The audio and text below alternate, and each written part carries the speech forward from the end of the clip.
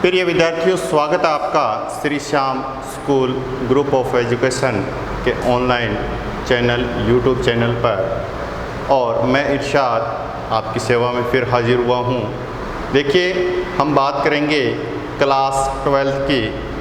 पिछली कक्षा में हमने बात की थी क्लास 12 के बारे में, देखा था ह्यूमन ज्योग्राफी और फिजिकल ज्योग्राफी जो मानव भूगोल और भौतिक भूगोल है उनको डिवाइड किया था। और मानव भूगोल की कुछ सामान्य जानकारी हमने प्राप्त की थी और मानव भूगोल की कुछ परिभाषाएं थी, जैसे रेडजेल ने दी थी कि मानव समाज तथा धरातल के बीच अंतर संबंधित संश्लिष्ट अध्ययन है। उसी प्रकार से आगे उनकी शिष्य थी एलन सैंपल, उन्होंने भी एक परिभाषा दी थी कि अस्थायी पृथ्वी और चंचल मानव, इनके बीच का संबंध। वैसे ही विडाल डी ला ब्लास जो फ्रांस से रिलेटिव हैं, उन्होंने भी एक परिभाषा दी थी कि मानव तथा पृथ्वी दोनों का आपसी जो संबंध है वो एक नया विचार है, जिसमें पृथ्वी को नियंत्रित करने वाले भौतिक नियम और उस पर रहने वाले जीवों के बीच का अधिक ज्ञान संश्लिष्ट है। इसमें मानव भूगोल और डिकेन वेपिट्स के द्वारा भी हमने देखा था कि मानव तथा उसके कार्यों का समाविष्ट, किसके कार्यों का? मानव के कार्यों का समाविष्ट अध्ययन क्या है? मानव भूगोल है। तो ये हमने कुछ परिभाषाएं देखी थी। उसके बाद में हम आज बात करने जा रहे हैं मानव भूगोल की प्रकृति। मानव भूगोल की प्रकृति। देखिए, किसी भी विषय से संबंधित अगर उसकी प्रकृति पूछी जाती है, जैसे हम बात करेंगे मानव भूगोल, तो प्रकृति से विषय का रिलेशन क्या होता है कि वो प्रकृति हमें बताती है कि इस विषय से संबंधित किस चीज़ों का हमें ज्ञान होगा। जैसे हम अभी बात करेंगे मानव भूगोल की प्रकृति की, तो एक व्यक्ति का नाम आता है जीन ब्रून्स। जीन ब्रून्स, इन्होंने सबसे पहले भूगोल की प्रकृति की व्याख्या की है और उसके बाद में मानव भूगोल को बताया है कि मानव भूगोल क्या चीज़ है, उसमें किस चीज़ का अध्ययन किया जाता है। देखिए, जीन ब्रून्स ने कुछ अन्य विषयों से संबंधित कुछ प्रकृति बताई है कि अन्य विषयों का संबंध जिस प्रकार से निम्न तथ्यों से होता है, उसी प्रकार से भूगोल का संबंध निम्न तथ्यों से होता है। देखिए, सबसे पहले उन्होंने बात की है कि अर्थशास्त्र इकोनॉमी का सीधा संबंध किससे होता है? कीमत या कीमतों से होता है कि अर्थव्यवस्था किस प्रकार से चलती हैं। और अर्थव्यवस्था में सबसे महत्वपूर्ण चीज़ें होती हैं कि वस्तुओं की जो कीमत होती हैं, उत्पादन होता है, वितरण होता है, वो किस प्रकार से है। मांग व पूर्ति जो डिपेंड करती है वो कीमत पर डिपेंड करती है। तो अर्थशास्त्र में हमें किस चीज़ का ज्ञान होता है? कीमतों का ज्ञान होता है। वहीं बात करता है भूगर्भ शास्त्र। भूगर्भ शास्त्र हमें किन चीज़ों के बारे में बताता है? चट्टानों के बारे में बताता है। चट्टानों के अध्ययन के लिए एक विषय है, कौन सा है? भूगर्भ शास्त्र है। वहीं हम बात करते हैं वनस्पति शास्त्र की। तो वनस्पति शास्त्र हमें किन चीज़ों का ज्ञान करवाता है? पौधों का ज्ञान करवाता है। वहीं हम बात करते हैं मानवाचार विज्ञान की। मानवाचार विज्ञान के अंतर्गत हमें जो जातियां होती हैं उन जातियों के बारे में पता चलता है। और उसके बाद में हम बात कर रहे हैं भूगोल की। तो भूगोल के अंतर्गत हमें किन चीज़ों का ज्ञान प्राप्त होता है? जैसे एक सब्जेक्ट और भी दे रखा था उसमें इतिहास। ये कहता है कि इतिहास का संबंध अगर समय से है तो भूगोल का संबंध किससे है? स्थान से है। ये इम्पोर्टेंट है ना, ये इम्पोर्टेंट है कि भूगोल का संबंध किस चीज़ से भी। इतिहास किस चीज़ का अध्ययन करवाता है? समय का। प्राचीन समय, मध्यकालीन समय और जो आधुनिक समय है उन सभी घटनाओं के बारे में हमें बताता है। समय के अकॉर्डिंग जो घटनाएं हुई हैं उनको बताता है। तो वहीं भूगोल हमें उस स्थान विशेष की जो प्रकृति होती हैं और उस स्थान विशेष पर जो वातावरण होता है, उस पर जो मनुष्य रहते हैं, उनके बारे में हमें ज्ञान दिलवाता है। तो भूगोल का सीधा सा संबंध किससे हुआ? स्थान से हुआ। और ये भी कहता है कि क्यों, कब, कहाँ, इस प्रकार के प्रश्न सामने आते हैं और इनके जो उत्तर मिलते हैं उनका सीधा सा संबंध स्थान विशेष पर कोई भी चीज़ है, क्यों है, कहाँ है, कब है, इन चीज़ों के हमें कोई ज्ञान प्राप्त करता है तो वो कौन सा सब्जेक्ट है? भूगोल विषय। अब ये आगे क्या कहता है? आगे कहता है कि मानव भूगोल है। उस मानव भूगोल में देखिए क्या होता है कि आपको पूरी पृथ्वी पर मानव निर्मित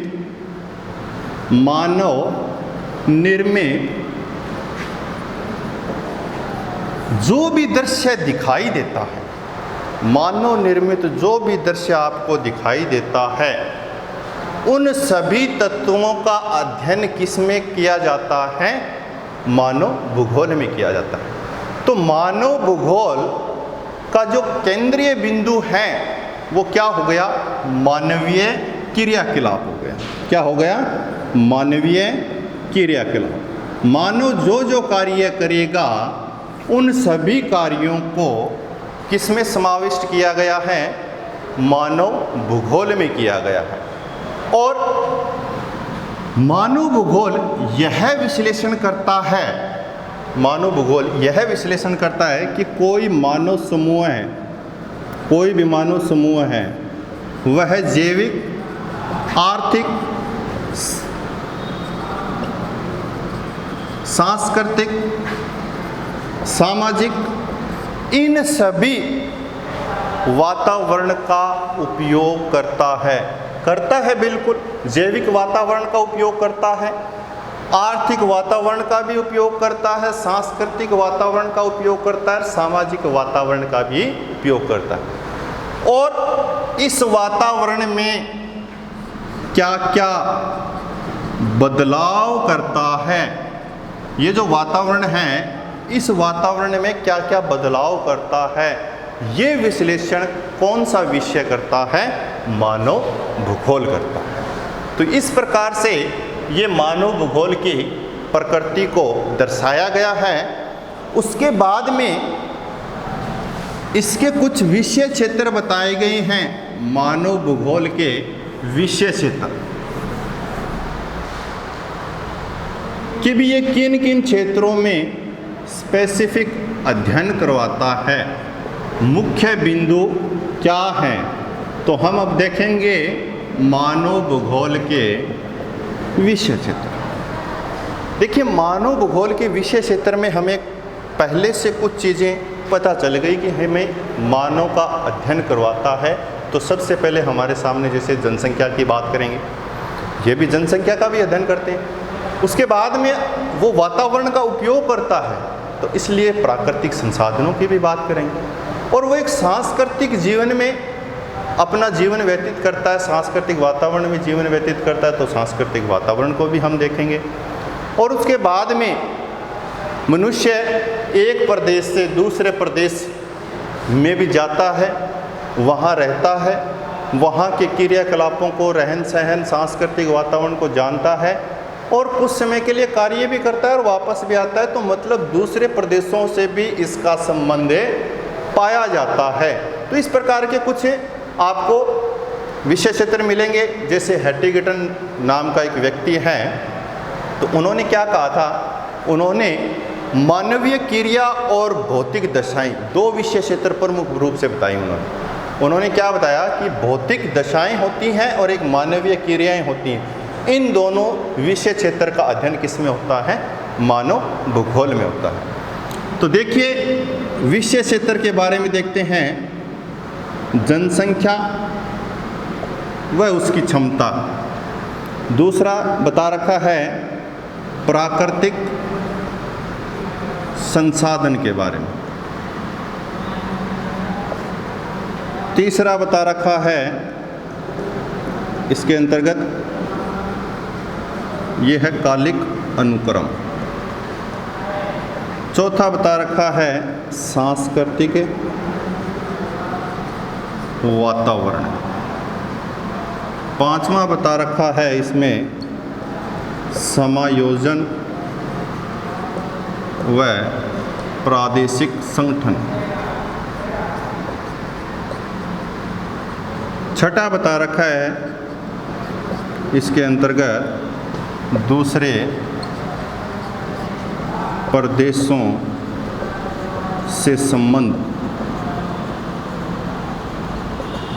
तो ये 6 विषय क्षेत्र आपको बता रखे हैं कि ये 6 विषय क्षेत्र मानव भूगोल के हैं। और जनसंख्या की बात करें तो जनसंख्या का वितरण, जनसंख्या का समूह है, जनसंख्या घनत्व, जन समूहों की जब भी बात की जाती है उनका अध्ययन किस में किया जाता है? मानव भूगोल में। तो ये एक मानव भूगोल का क्षेत्र हो गया। उसके बाद में हम बात करते हैं प्राकृतिक संसाधनों की। तो मानव अपना जीवन जैसे व्यतीत करता है तो प्राकृतिक संसाधनों को उपयोग में लेता है या नहीं लेता है? जैसे भूमि की बात करें, जैसे जल की बात करें, तो इन सभी चीज़ों का, स्थल की बात करें, जल की बात करें, वायु की बात करें, तो ये प्राकृतिक संसाधन हैं। परिवहन की बात करें, चाहे खनिजों की बात करें, तो सारे के सारे प्राकृतिक संसाधनों का उपयोग मानव करता है, अर्थात ये मानव भूगोल का एक विषय क्षेत्र है। कालिक अनुक्रम, कालिक अनुक्रम का मतलब होता है कि पृथ्वी और मानव का जो संबंध है वो एक भौगोलिक तरीके से देखें तो कोई स्थिर नहीं है। समय के साथ धीरे धीरे क्या होता है? परिवर्तन होता है। जैसे हम प्राचीन काल की बात करें तो प्राचीन काल में लोग गुफाओं में रहते थे, धीरे धीरे समझ विकसित हुई, लोग पेड़ों को काटकर झोंपड़ी बनाना शुरू कर दिया, धीरे धीरे समझ विकसित हुई, कच्चे मकान बनने शुरू हो गए, धीरे धीरे समझ विकसित हुई, आज पक्के मकान सबके पास में। तो इस प्रकार से समय के साथ इस कालिक, इस समय चक्कर के क्रम में धीरे धीरे क्या होता है? परिवर्तन होता है। वही मैं बात करूं सांस्कृतिक वातावरण की, तो सांस्कृतिक वातावरण मनुष्य के साथ में बहुत अच्छी तरीके से जुड़ाव है मनुष्य का सांस्कृतिक वातावरण से। मनुष्य जहाँ रहता है वहाँ की रहन सहन, वेशभूषा, खान पान, इन सभी चीज़ों का उपयोग करता है, तो उसका एक विशेष क्षेत्र है। समायोजन की बात करते हैं, वह प्रादेशिक संगठन की बात करते हैं। तो देखिए जो मानव भूगोल है, भूगोलवेता सिर्फ इस चीज़ पर काम नहीं करते हैं कि ये क्या है। मान लो कोई क्षेत्र है, वहाँ की जलवायु अत्यधिक ठंडी है, तो ये नहीं कि यहाँ की जलवायु ठंडी है। क्यों ठंडी है? मतलब क्यों पर भी कार्य हो रहा है, क्यों पर भी कार्य हो रहा है कि वो चीज़ उनके अनुकूल क्यों है, अडेप्शन, समायोजन क्यों है, इन चीज़ों का भी हमें अध्ययन करवाता है। उसके बाद में दूसरे प्रदेशों से संबंध। मनुष्य देखिए, जो पृथ्वी है, जो मनुष्य है, वो मनुष्य एकांकी नहीं है, एक जगह स्थिर नहीं है।